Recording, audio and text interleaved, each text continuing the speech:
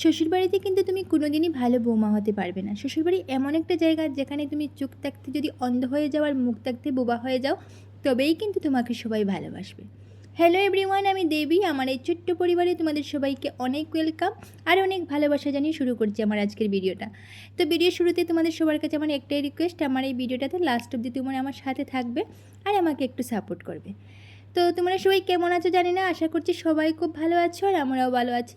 তাহলে চলো আজকের ভিডিওটা এখান থেকেই শুরু করা যাক। তো তোমরা ভিডিও শুরুতেই তো দেখেছো আমার হাজব্যান্ড এদিকে বাজার থেকে এসেছে, আর আজ বাজার থেকে নিয়ে এসেছিলো কিছু ছোটো মাছ। আর আমি ওকে বলেছিলাম যে ছোটো মাছ যখন আনবে তার সাথে কিন্তু কিছু পুঁই ডাঁটা আনবে। তারপর ও এসে বললো যে বাজারে নাকি আজ পুঁই ডাঁটা ওঠেনি। তখন আমি কী করলাম, আমি কয়েকটা গাছ লাগিয়েছিলাম আর কি, কয়েকটা চারা লাগিয়েছিলাম পুঁই ডাঁটার। তো ওটা বেশ সুন্দর হয়েছিল। ওখান থেকে আমি তোমরা দেখলেই বেশি না 4-5টা মতো মোটামুটি ডাঁটা আমি এখান থেকে কেটে এনেছি। আর আমরা যেহেতু মানুষ খুবই কম, মোটামুটি 2-3 জন, তো আমাদের এটাতে হয়েও যাবে। তারপর আমি ছোটো মাছগুলো যা লাগবে তাই আমি এখানে ফ্রাই করে নিলাম, বাকিগুলো আমি ফ্রিজেই রেখে দিয়েছি। আর এদিকে ভাবলাম বাজারের ব্যাগটাও একটু গুছিয়ে নেই। তো আজ বাজার থেকে নিয়ে এসেছিলো কিছু পটল, কারকল, আর ওর ফেভারিট যেটা শাক তোমরা জানোই, আর কিছু ঝিঙে। আর হ্যাঁ, তোমরা একটা কথা আমাকে বলতেই পারো যে সবসময় শুধু ঝিঙেই দেখি, তোমরা কি শুধু ঝিঙেই খাও? তো অ্যাকচুয়ালি কী হয়েছে জানো তো, আমার না অ্যাকচুয়ালি একটু অ্যালার্জির সমস্যা আছে। তো আমি যে কোনো সবজি খাই না কেন, এই বর্ষাকালের বলতে পারো কচু, মুখি বা কুয়াশ, পেঁপে, মানে সব কিছুতেই বলতে পারো আমার একটু একটু অ্যালার্জির সমস্যা হয়। আর এই ঝিঙে, আলু এগুলো খেলে মানে একটু অ্যালার্জির সমস্যা হয় না আর কি। তাই এতটা আমার ভালো লাগেও না বলতে পারো, তারপরেও কিন্তু আমি ঝিঙেটা খাই আর কি, যাতে কোনো প্রবলেম না হয় তার জন্য। আর হ্যাঁ, তোমরা যারা আমার আগের ব্লগগুলো দেখেছো তারা নিশ্চয়ই বুঝতে পারছো যে এই জিনিসটা আমি কেন রেডি করছি। তোমরা দেখেছো আমি গাছ থেকে একটা অ্যালোভেরার পাতা নিয়ে এসেছি, আর এখানে একটা মাঝারি সাইজের পেঁয়াজ আমি গ্রেট করে নিলাম। তো গ্রেট করা পেঁয়াজ আর এই অ্যালোভেরার জেলটাকে আমি ভালো করে চিপে রসটা একটা বাটির মধ্যে নিয়ে নিলাম, আর এখানে একটা কটন বল বানিয়ে এটার মধ্যে রেখে দিলাম। তো চলো প্রথমে আগে বিছানাটা একটু টিপটপ করে গুছিয়ে নিই, তারপরেই বলবো এটা দিয়ে কী করবো। আর অ্যাকচুয়ালি একদম সকাল সকাল আমি বিছানাটাকে ভালোভাবে গুছাতে পারি না, কারণ কি জানো তো, ওই যে এতটা মানে তাড়াহুড়ো থাকে আমার, কি বলবো, এদিকে হাজব্যান্ড যাবে ডিউটিতে। তো ঘুম থেকে উঠে তাড়াহুড়ো করে কোনোভাবে প্রথমে বাসি ঘরটা একটু ঝাড় দিয়ে দিলাম, যাতে ওকে বাসি ঘর থেকে বেরোতে না হয় আর কি, তাই। আর তারপরে ওই মশারিটা খুলে একটু ভাঁজ করি, তারপরে আমি সোজা কিচেনে চলে যাই। তারপর যখন ও খাওয়া দাওয়া শেষ করে তারপর ডিউটিতে বেরিয়ে যায়, শেষে আমি এসে আবারও ঘরটাকে একটু ভালো করে ঝাড় দিই। তারপর আমি বিছানাটাকে একটু টিপটপ করে গুছিয়ে নেই আর কি। প্রথমে একদমই পারি না, শুধু মশারিটা খুলে রেখেই চলে যাই, শেষেও যাওয়ার পর একটু টিপটপ করে গুছিয়ে নেই। আর এদিকে যে আমি পেঁয়াজের আর অ্যালোভেরার যে মিশ্রণটা বানিয়ে রেখেছিলাম, এটা এবার মাথায় দিয়ে দিলাম, দিয়ে একটু ভালো করে মাসাজ করে নিলাম চুলের গোড়াটা। আর যতটা ভালো করে মাসাজ করবে চুলের গোড়াটা কিন্তু ততটাই শক্ত হবে। তারপর আমি চুলটাকে একটু খোপা করে নিলাম। আর এটা না কি বলবো তোমাদের, যে এই অ্যালোভেরার আর পেঁয়াজের যে রসটা যে মানে কতটাই চুলের জন্য ভালো। সত্যি কথা বলতে হেয়ারফল থেকে কিন্তু অনেকটাই তুমি মুক্তি পাবে, হেয়ারফল অনেকটাই কিন্তু কমে আসে। আর আমার না যেভাবে হেয়ারফল হয়েছিল প্রথমে, যদি এইভাবেই আমার হেয়ারফল হতো মানে আর কি, এটা যদি না দিতাম, তাহলে সত্যি কথা বলতে আজ হয়তো আমার মাথায় আর একটাও চুল থাকতো না। তো তারপর তোমরা দেখলে আমি যে মাছগুলো বাকি ছিল আর কি, যেটা আমার রান্না করতে লাগেনি আজ আর, যা মানে লাগছিল আর কি, তা তো রান্না করে নিলাম, আর যেটা লাগেনি সেটাকে আমি ফ্রিজে রেখে দিলাম। আর তারপরে যে মাছ কেটেছিলাম যে জায়গাটা, সেটা একটু ভালোভাবে পরিষ্কার করে মুছে নিলাম। এবার বাসনগুলো ধুয়ে তারপর এবার জায়গা মতো রেখে দিলাম।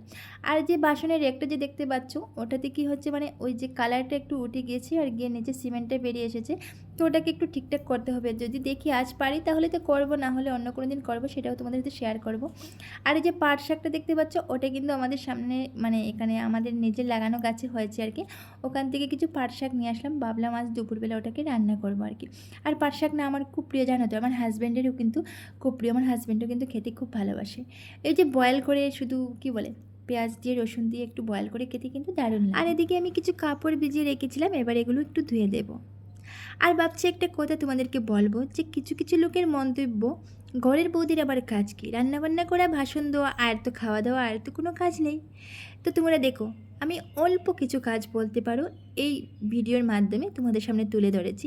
তো এখানেই তোমরা দেখতে পাচ্ছ কতটা কাজ, আর ক্যামেরার পেছনে যে কতটা কাজ থাকে সেটা তো আর তোমাদেরকে বলে বোঝাতে পারবো না, কত কাজ থাকে সেটা হয়তো সব কিছু আমি ক্যামেরার সামনে তোমাদের সামনে তুলে ধরতে পারছি না, কিন্তু কত কাজই থাকে বলতে পারো।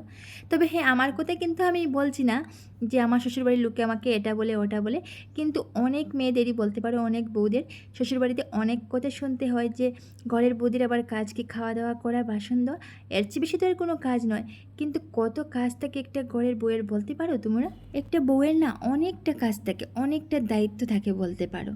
এই যে তোমাদের বললাম সামান্য একটা 5 মিনিটের ভিডিওতে তোমরা দেখো কতটা কাজ আছে এখানে, আর ক্যামেরার পিছনে তো কতটা কাজ আছে সেটা তো তোমাদেরকে বলে বোঝাতে পারবো না। সব হয়তো তোমাদের সামনে আমি এই ভিডিওতে তুলে ধরতে পারিনি, তবে অনেক কাজ থাকে, অনেক কাজ থাকে। তারপরেও কি জানো তো, এই শ্বশুরবাড়ির লোকদের না ঘরের বউয়ের উপর খুদ ধরাটা কোনো দিনই যাবে না। এই 5 মিনিটের ভিডিওতে তোমরা কত কাজ দেখলে, যদি আমি সব কাজ তোমাদেরকে এই ক্যামেরার সামনে তুলে ধরি তাহলে হয়তো এই ভিডিওটা দেখতে তোমাদের বোর লাগবে, হয়তো ভিডিওটাই তোমরা দেখবে না। তারপরে সবাই বলবে যে ঘরের বউদের আবার কাজ কী। আর আবারও বলছি, তোমরা কিন্তু আমাকে নিয়ে এরকম কিছু ভেবো না, আমার শ্বশুরবাড়ির লোক কিন্তু খুবই ভালো। তবে অনেক ঘরের বউদের এরকম কথা শুনতে হয় আর কি। তো যারা এরকম কথা বলে যে বউদের, মানে এরকম মন্তব্য যাদের আর কি বউকে নিয়ে, তো তাদের উদ্দেশ্যে আমার এই কথাটা বলা আর কি। আর এদিকে দেখেছি ঘর মুছতে মুছতে কিন্তু বৃষ্টিটাও চলে আসলো, তবে বৃষ্টি আর বেশিক্ষণ দেয়নি, ওই হালকা হালকা কিছুক্ষণ দিয়েছিল, তারপরে কিন্তু আবার রৌদ্র উঠে গেল। আর এদিকে আমি যে পাপোশগুলো রৌদ্রে দিয়েছিলাম সেটা এনে আবার জায়গা মতো রেখে দিলাম। আর জানো তো, ওই রান্নাঘরের আর বাথরুমের পাপোশটা কিন্তু একটু বেশি নোংরা হয় বলতে পারো, কারণ সবসময় জল টল পড়ে তো, তাই একটু বেজে যায় আর কি। তো প্রত্যেক দিনই মানে যতটুকু পারি এটাকে একটু ধুয়ে দিই, আর যদি না ধুয়ে দিই তাহলে একটু রৌদ্রে শুকিয়ে তারপর এনে রেখে দেয় আর কি। তো এটা একটু বেশি নোংরা হয় জল পড়ার কারণেই বলতে পারো। তো প্রত্যেকদিন এটাকে একটু শুকিয়ে তারপর এনে ওই জায়গা মতো রেখে দিই আর কি। আর এদিকে দেখো, তোমাদের সাথে কথা বলতে বলতে আমি স্নানটাও সেরে নিলাম, আর এখন নিজেকে একটু পরিপাটি করছি আর কি, পরিপাটি করে নিচ্ছি আর কি। ওই চুলটা আছে আর অল্প সিঁদুর পরে নিলাম, আর এদিকে ঠাকুর সেবাটাও দিয়ে দিলাম। আর ঠাকুর সেবা দিয়ে দেখে হঠাৎ করে আমার ছোটো বোন এসেছে, ওর একটু কাজ ছিল আর কি, তাই এসেছে ডিউটি থেকে যাওয়ার সময়। তো ওকে বললাম দুপুরবেলা যখন এসেছিস তো একটু খাওয়া দাওয়া করে যাবি। তো দু বোন মিলে একসাথে খাওয়া দাওয়া করলাম আর কি। আর এই যে কন্টেনারগুলো, এগুলো তো তোমরা দেখেছোই, আমি বিশাল থেকে নিয়েছিলাম। তো এগুলোকে আমি প্রথমে একটু ধুয়ে তারপরে একটা সুতির কাপড়ের মধ্যে একটু শুকানোর জন্য দিয়েছিলাম আর কি। তো এবার শুকিয়ে গেছে, এখন আমি যে মশলাপাতিগুলো এটার মধ্যে মানে রাখার আছে এগুলোকে একটু সুন্দরভাবে রেখে দেবো। আর জানো তো, কন্টেনারগুলো না আমার বেশ ভালো লেগেছে, আর এটা আমার হাজব্যান্ডের মানে চয়েস মতো নিয়েছিল আর কি কন্টেনারগুলো। আর ছোটোর মধ্যে না বেশ সুন্দর সুন্দর কিন্তু কন্টেনারগুলো আমার খুব ভালো লেগেছে সত্যি। তো দেখো, আমি এক এক করে সব মশলা যেগুলো রাখার ছিল আর কি রেখে দিলাম। ওই লঙ্কা গুঁড়ো, হলুদ গুঁড়ো, জিরে গুঁড়ো, তারপর বলতে পারো সাদা সর্ষে, কালো সর্ষে, বেশ সুন্দর করে রেখে দিলাম। আর রান্নাঘরে একটা জিনিস কী হয় জানো তো, যে কোন কন্টেনারে আমরা কী রাখি সময় মতো কিন্তু খুঁজে পাই না। আর যখন তাড়াহুড়ো লাগে সময় মতো খুঁজে না পাই তখন কিন্তু মাথাটাই নষ্ট হয়ে যায় বলতে পারো। তো এটা ভেবে আমি এই হোয়াইট কালারের কন্টেনারগুলো নিয়েছি, মানে কাভার ছাড়াই আর কি বলতে পারো, যে বাইরের দিক থেকে দেখা যায় যে কোন কন্টেনারের মধ্যে কী রেখেছি। তো তাই আমি এগুলো নিলাম আর কি, যাতে বাইরের দিক থেকে বেশ সুন্দরভাবে দেখা যায় আর তাড়াহুড়োর সময় হাতের কাছেই পাওয়া যায়, ওটা ভেবে আমি এই কন্টেনারগুলো নিয়েছি। আর এগুলো না বেশ সুন্দর দেখতে, আমি তোমাদেরকে প্রথমেই বলেছি, ছোটোর মধ্যে কিন্তু বেশ সুন্দর। শেষে ওই কন্টেনারগুলো রান্না করে নিয়ে জায়গা মতো রেখে দিলাম আর কি। আর তারপর কিছুক্ষণ মোবাইল দেখছিলাম। শেষে ভাবলাম না, রাতের খাবারটাও একটু রেডি করে নেই, বেশি লেট করবো না, তাড়াতাড়ি ঘুমিয়ে যাবো ভাবছি। তো আজকে রাতের খাবারে ছিল রুটি, আর সাথে বানিয়েছিলাম ওই ছোটো চানা, বাদাম, তারপর ওই মুগ দিয়ে একটা ভাজি করেছিলাম, আর ছিল ওই ঝিঙে আলুর সবজি, এগুলোই ছিল। আর রুটি ছিল আর কি। তো তোমরা জানোই আমি রাতে বেশিরভাগই রুটিই খাই। তো আমরা দুজন, আমি এবং আমার হাজব্যান্ড রাতে রুটিই খেয়েছিলাম, আর ওই ভাজিটি ছিল আর কি সাথে। তো বন্ধুরা, আমার আজকের এই ভিডিওটা ছিল এই পর্যন্তই। যদি আমার আজকের এই ভিডিওটাতে তোমাদের একটুও কিছু ভালো লেগে থাকে তাহলে অবশ্যই একটা লাইক করবে, কমেন্ট করবে, শেয়ার করতে কিন্তু একদমই ভুলবে না। আর যারা এখনও আমার চ্যানেলটা সাবস্ক্রাইব করোনি অবশ্যই আমার চ্যানেলটা সাবস্ক্রাইব করে আমার পাশে থাকবে। তো আজকের মতো সবাইকে টাটা, সবাই খুব ভালো থাকো, সুস্থ থাকো, আর তোমাদের পরিবারের সকলকে নিয়ে ভালো থাকো। Love you guys.